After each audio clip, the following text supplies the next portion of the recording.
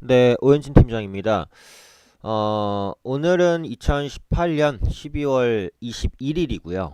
네, 오늘은 이제 특징주로서 승일이라는 종목을 보도록 하겠습니다. 종목 번호는 049830입니다. 오늘 이제 특별한 이슈가 표면적으로 나오지는 않고 뜬금없이 상한가를 갔어요. 그리고 승일이라는 종목 자체가 시장에서 그렇게 자주 언급되거나 많이 주목받거나 하는 종목은 아닙니다. 네, 그럼에도 불구하고 오늘 갑자기 상한가를 간 부분에 대해서 말씀을 드리겠고요.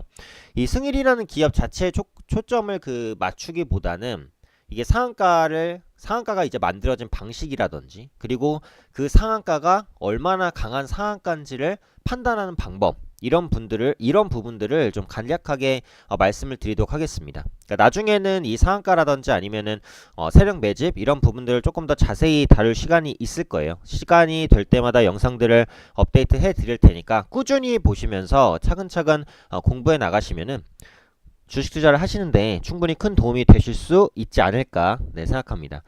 그래서 승일에 대해서 이제 뭐 간단히 말씀을 드리면, 그 사업화하는 부분은 어렵진 않아요. 뭐 홈키파라든지 이런 그 F킬라 같은 거 있잖아요.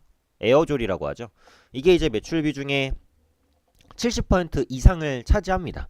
그러니까 대부분의 산업이 이 산업이고, 뭐 홈키파나 이런 것들이 특별히 급성장을 하거나 아니면은 급격하게 판매가 둔화되는 그런 제품들은 아니죠. 그러니까 꾸준히 쓰는 제품이에요. 가정에 보시면은 그 모기약 하나 정도씩은 구비하고 계시잖아요. 그러니까 없으면 또 하나를 구비를 하고, 그렇다고 뭐 10개, 20개 사서 엄청 쓰시는 분들은 거의 없습니다. 그러다 보니까 이게 승일이라는 기업도 실적이 시가총액이 작은 종목 치고는 그래도 비교적 안정적이에요. 하지만 그렇다고 해서 크게 성장할 모멘텀도 없는 종목만 보면 이제 그렇다라고 보시면 될 것 같고요. 차트를 잠깐 보겠습니다. 그래서 지금 상한가로 닫았는데, 그러니까 주가가 여기서 이제 그 한번 급등락이 나오고 여기서 급등락이 한번 나오고 그 다음엔 이제 다 주가가 죽었어요. 근데 이 이후에 오늘 급등이 나옵니다. 그 말은 이 구간에서 어찌되었던 간에 세력이 매집을 끝났다라는 부분이에요. 그래서 보통 이제 세력이 매집을 할 때는 다음번에 이 부분에 대해서 또 자세하게 말씀드릴 일이 있으면 영상을 올려드리겠지만, 실제로 이제 주가가 상승을 할 때는 이제 위에서 물량을 조금 던지고, 그러니까 주가가 하락을 할 때는 밑에서 물량을 조금 받는 식으로 물량을 모아갑니다.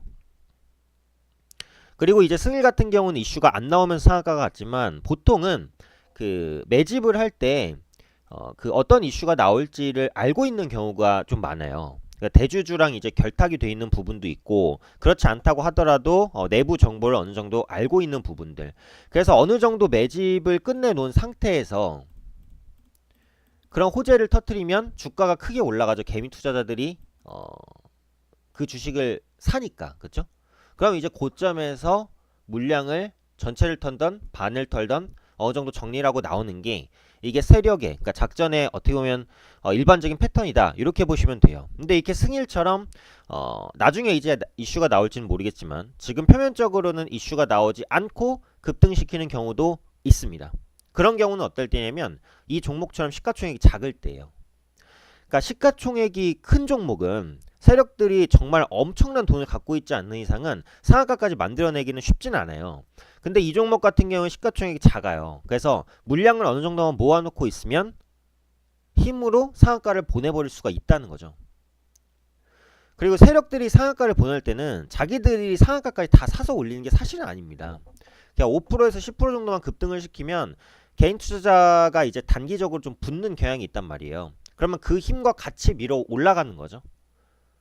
그러니까 상한가를 만들 때는 한 5에서 10% 정도 올릴 수 있는 금액만 있으면 되는 거예요. 그럼 개인 투자자가 따라와요. 특히 그런 종목이 뭔가 갑자기 이슈가 있거나 혹은 이슈가 없어도 시가총액이 작은 종목이면 컨트롤하기가 쉽기 때문에 금방 따라온단 말이죠. 그래서 나중에 이제 매집에 대한 그런 특성들을 좀 강의해드릴 일이 있으면 말씀을 드릴 테고, 어쨌든 매집이 끝난 시기에 이제 급등을 했어요. 그럼 이제 상한가를 갔는데 앞으로의 흐름에 대한 예측이잖아요. 그래서 상한가를 보실 때는 그것이 강한 상한가인지 그렇지 않은 상한가인지 이런 부분을 판단하시는 게 가장 중요합니다. 그래서 제가 이제 호가창으로 간단히만 보는 법을 알려드리면, 상한가 잔량이 그날 거래량의 10% 이상이 쌓여 있느냐를 기준으로 대략적으로 볼 수 있어요. 그래서 거래량의 10% 이상이 쌓여 있으면 그것은 강한 상한가다. 다음 날도 급등할 가능성이 높다. 이렇게 봅니다. 자, 그럼 요 종목을 한번 볼게요. 지금 거래량이 61만 8천 주예요. 물론 지금은 장이 아직 안 끝났습니다. 지금 오전 11시 48분이니까 장 끝나려면 4시간 가까이 남았어요.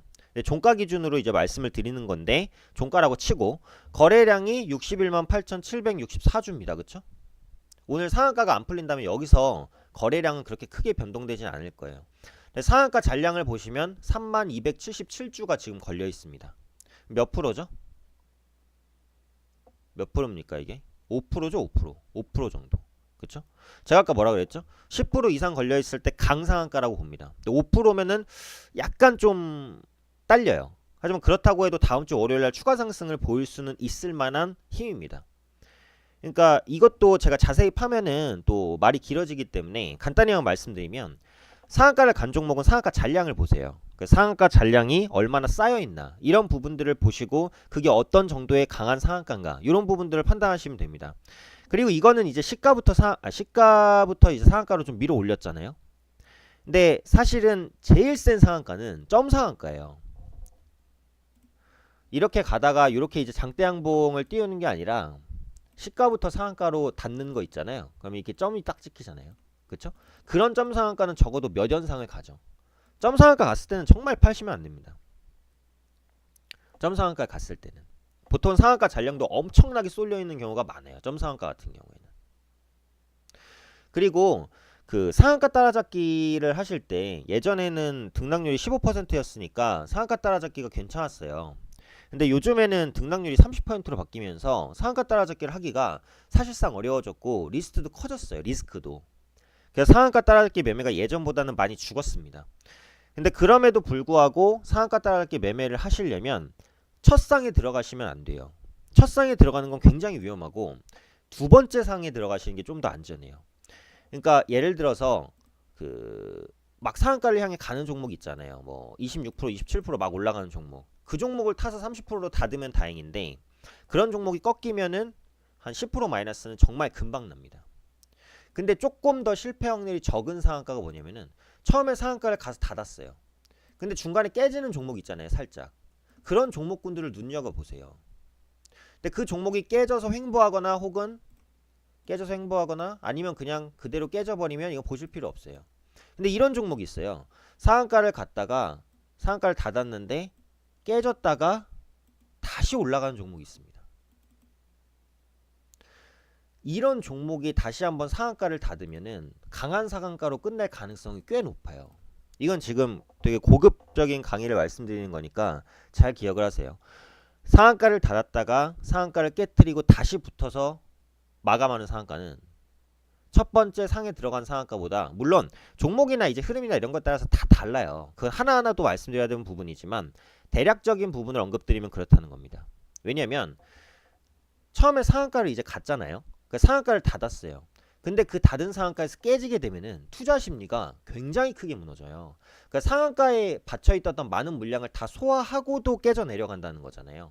그러니까 이때는 투자 심리가 바뀌었어요. 너도 나도 팔고 싶어 한단 말이에요. 상한가를 잡았다가 물리면 손실이 엄청 크잖아요. 단기간에 복구하기도 힘들고.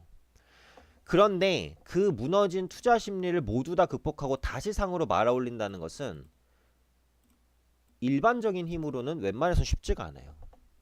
세력이 어느 정도 개입하고 있다는 의미가 될 수도 있어요. 물론 모두 그런 건 아닙니다만 대략적으로 생각해 볼 수 있다는 거죠. 그러니까 상한가 따라잡기를 하실 땐 두 번째 상에 들어가시는 게 좀 더 낫다라는 부분. 그리고 상한가의 그 강도를 대략적으로 예측하시는 게 중요해요. 점 상한가가 당연히 가장 강합니다.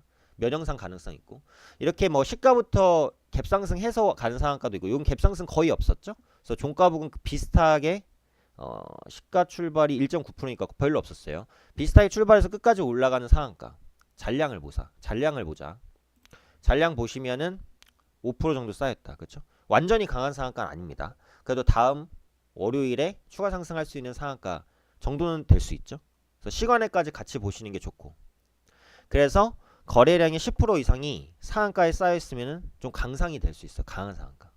연속적인 반등도 나올 수 있는 거니까 그런 부분들 참고하시면 될 것 같아요. 그래서 오늘은 승일이라는 종목을 통해서 상한가의 힘 예측하기, 그리고 상한가 따라잡기의 방법, 이런 부분들에 대해서 간략히 말씀드렸습니다.